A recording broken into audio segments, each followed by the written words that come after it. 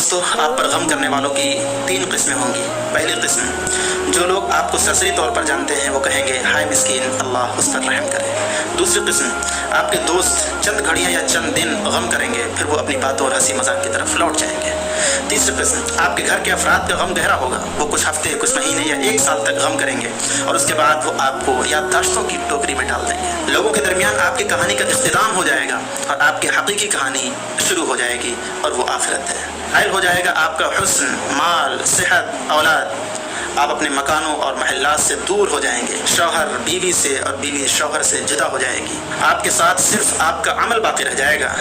यहाँ ये सवाल पैदा होता है कि आपने अपनी कब्र और आखिरत के लिए अभी से क्या तैयारी की है।